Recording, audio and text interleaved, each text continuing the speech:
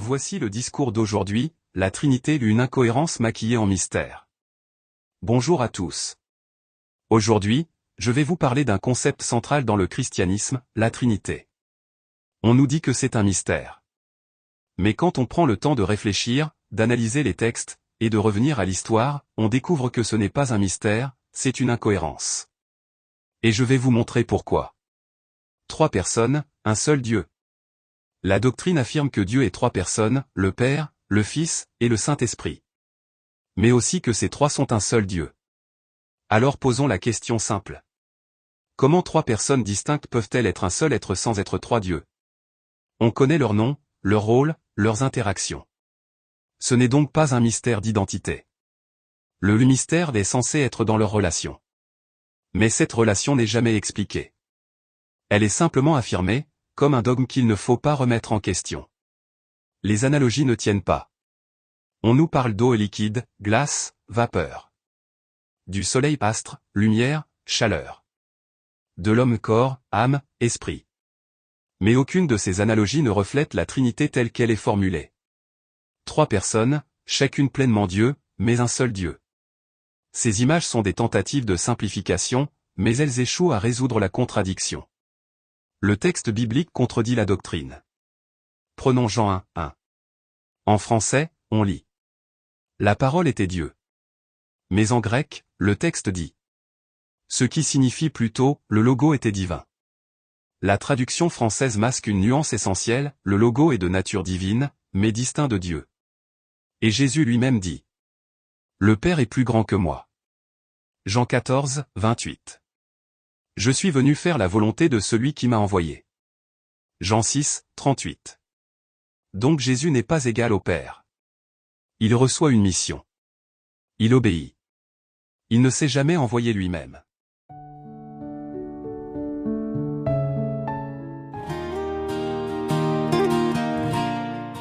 Dieu ne peut pas être tenté. Jacques 1, 13 dit clairement. Dieu ne peut être tenté par le mal. Mais Jésus a été tenté par Satan dans le désert. Alors soit Jésus n'est pas Dieu, soit la Bible se contredit. Et si Jésus était Dieu sur terre, alors qui contrôlait le ciel? Dieu est censé être immuable, omniprésent, tout-puissant. Mais Jésus est né, a grandi, a souffert, a été tenté, est mort. Ce n'est pas la nature de Dieu, c'est la nature d'un être envoyé. Le mot mystère comme cache-misère.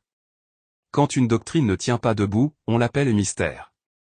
Mais un mystère, c'est quelque chose qu'on ne connaît pas encore. Ici, on connaît les 3 noms, les rôles, les textes. Ce n'est pas un mystère, c'est une incohérence maquillée. Une invention tardive. La Trinité n'a pas été enseignée par Jésus. Elle n'a pas été prêchée par les apôtres. Le mot Trinité n'apparaît nulle part dans la Bible. Alors d'où vient cette idée? Elle a été formulée au IVe siècle, bien après la mort de Jésus. Elle a été officialisée au concile de Nicée en 325 après Jésus-Christ, sous l'empereur romain Constantin. Ce n'était pas une révélation divine, mais une décision politique et théologique, prise pour unifier l'empire sous une religion commune.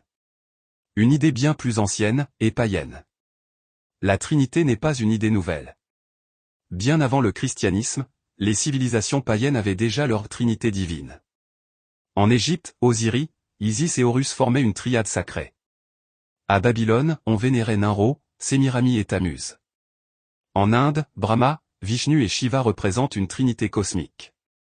Ces figures ne sont pas des copies exactes, mais elles montrent un schéma récurrent. 3 entités divines, souvent liées par le sang, le pouvoir ou la fonction.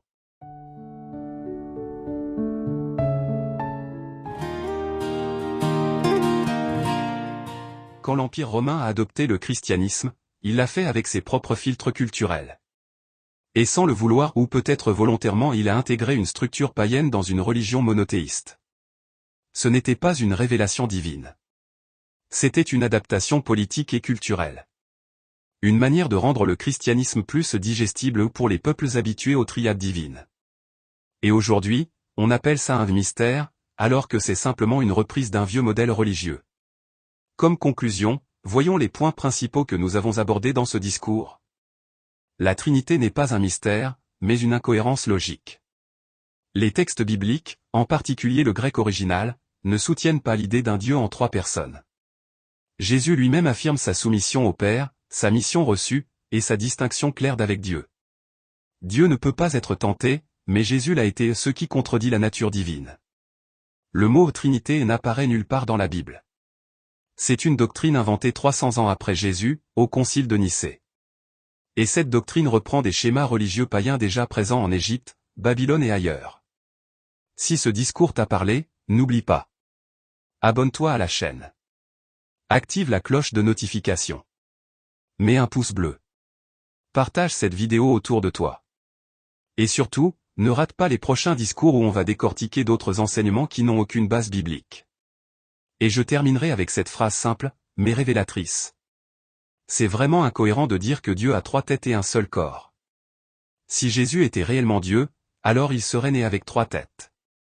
Merci à tous, et à très bientôt pour la suite.